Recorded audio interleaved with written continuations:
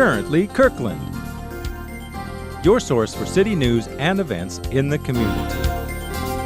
With Pam Jardine at the news desk, stay up to date with weekly news reports and what's happening in Kirkland. Now, here's Pam. Welcome to Currently Kirkland, where you hear stories about the people and sites that make Kirkland an attractive and vibrant place to live, work, and visit. I'm Pam Jardine. The city hosted 4 public sessions for Kirkland businesses and residents to discuss their neighborhood plans in relation to the Kirkland Comprehensive Plan. As part of the Growth Management Act, the city is required to update its comprehensive plan every 8 years. The city is making sure neighborhood voices are heard during this process.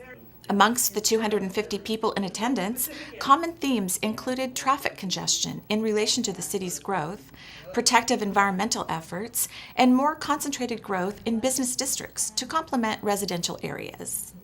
Eric Shields, Director of Planning, said that these 4 sessions were not the end of the neighborhood planning process, rather a process that has just begun. The next step is to evaluate planning session feedback and to continue incorporating businesses and neighborhoods' needs into neighborhood plans. A second series of meetings will be held in May or June, where city staff will report results and recommendations from the planning sessions and come one step closer to presenting neighborhood updates to City Council. Business and neighborhood members are strongly encouraged to attend this second series. To learn more about the Comprehensive Plan update, visit www.kirklandwa.gov/Kirkland2035 and join the conversation at ideasforum.kirklandwa.gov. What comes to mind when you think of engineering? Computers? Measurements? What about Legos? Mojan Ahmadi is on site with the first of Currently Kirkland's featured curriculum series. I'm here at TEKnologies, an interactive academy that teaches basic engineering principles with a few Legos and a lot of imagination. Here's Director Brandon Jones to tell us more.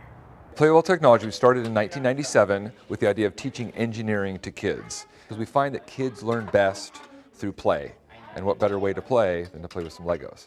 It's not all fun and games, however. Students are challenged to learn engineering concepts by experimenting with these concepts for themselves. Here, they get to think about it in a different way by exploring it on their own.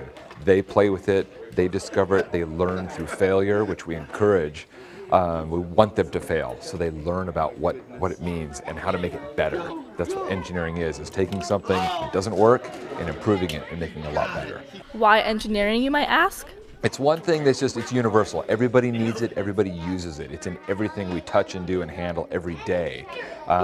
New technologies coming out, new jobs that aren't even out there in the market yet. These kids are getting trained in those skills so they know how to work with stuff and make it happen. Engineering is used every day, from simple objects like the wheel to more complex ones like cars, all of which students learn with this curriculum.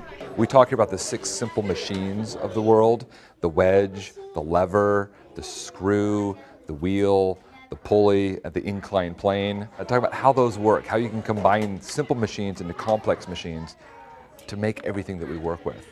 And the kids do that. They build these simple machines and then they expand on them and make them bigger and better to create new ideas. While TEKnologies has been teaching science and technology for 17 years now, neighboring schools have integrated this type of curriculum to keep up with the rapidly growing industry. Personally, my son's in high school. He's learning the same type of things in high school at a STEM program that I'm teaching to kindergartners. They're learning it on different levels: gears, torque, meshing, speed, but they're learning the same things. We're excited that the schools are doing it now so the kids can get that. When we visited the activity center located in the Totem Lake Business District, we saw cars moving, kids typing, and lots of learning. What was going on? Today we're working on a junior robotics curriculum for ages 7, 8, and 9. We're working with the Lego We Do system, where we teach the kids about programming and programming concepts by building Lego machines and then programming them on the computers to actually mechanize the machines that they're working with. Now, does it fit into the direction block, or do we need to have a weight block in there first? Weight block. Okay. Where's our weight block? No, it's not a problem. TEKnologies is just one of the many exciting academic programs Kirkland has to offer. Watch future episodes to discover more innovative learning strategies happening around the city. Kirkland welcomes a new art gallery. In partnership with Northwest Cellars, Ryan James Fine Arts hosted the grand opening of Vision Photography at the Second Thursday Art and Wine Walk. Focusing exclusively on landscape images, Vision Photography is located within Ryan James Fine Arts. Ryan James Fine Arts is not the only gallery with engaging events. Howard Manville Gallery and Park Lane Gallery host walks on the second Friday of the month, and Kirkland Art Center hosts monthly events and classes. Here are some sights and sounds from the Thursday and Friday art walks.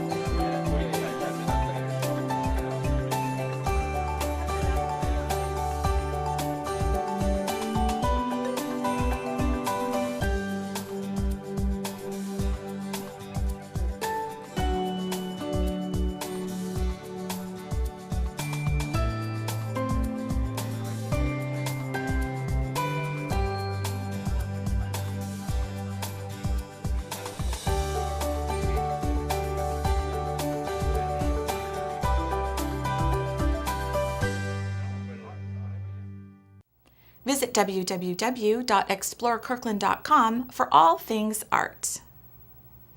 Another way to explore Kirkland is the third annual Kirkland Shamrock Run. Get in the St. Patrick's Day spirit and either participate or watch. There will be a lot of green to be seen. Beginning in Marina Park, the race will take place on Saturday, March 15th at 9 a.m. The Shamrock Run welcomes runners, walkers, leashed dogs, and even strollers. Costumes are strongly encouraged. Visit www.kirklandshamrockrun.com for race details.